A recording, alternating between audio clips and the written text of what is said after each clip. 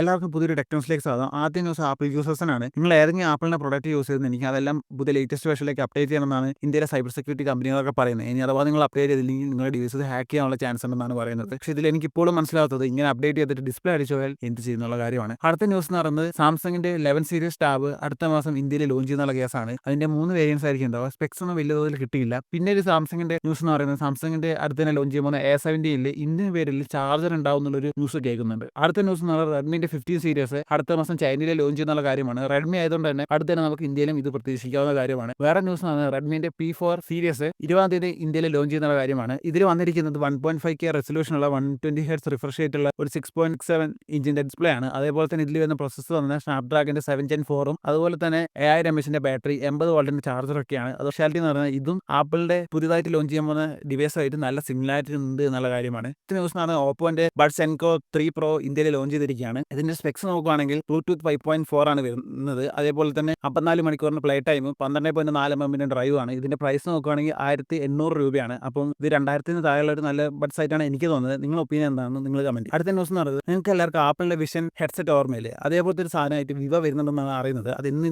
Launch ചെയ്യുന്നു. ഇന്ത്യയിൽ launch ചെയ്യുന്നുള്ള കാര്യമൊന്നും അറിയില്ല. പക്ഷെ അങ്ങനെ ഒരു സാധനം ടെസ്റ്റ് ചെയ്യുന്ന വീഡിയോസുകളൊക്കെ ഇപ്പം വന്നിട്ടുണ്ട്. അടുത്ത ന്യൂസ് എന്ന് പറയുന്നത് ഇൻഫിനിക്സിന്റെ ഹോട്ട് 16i എന്ന് പറഞ്ഞ ഫോൺ അടുത്ത തന്നെ ഇന്ത്യയിൽ ലോഞ്ച് ചെയ്യുന്ന കാര്യമാണ്. ഇതിൽ വരുന്ന പ്രോസസ്സർ വന്ന ഡൈമസിറ്റിന്റെ 6400 ആണ്. അതേപോലെ തന്നെ 50 MB ക്യാമറ 6.7 120 ഹെർട്സ് റിഫ്രഷ് റേറ്റുള്ള ഒരു ഡിസ്പ്ലേ. ഇത് മിക്കവാറും മിഡ് റേഞ്ചിലായിരിക്കും പ്രൈസ് ചെയ്യുന്നതെന്നാണ് അറിയാൻ സാധിച്ചത്.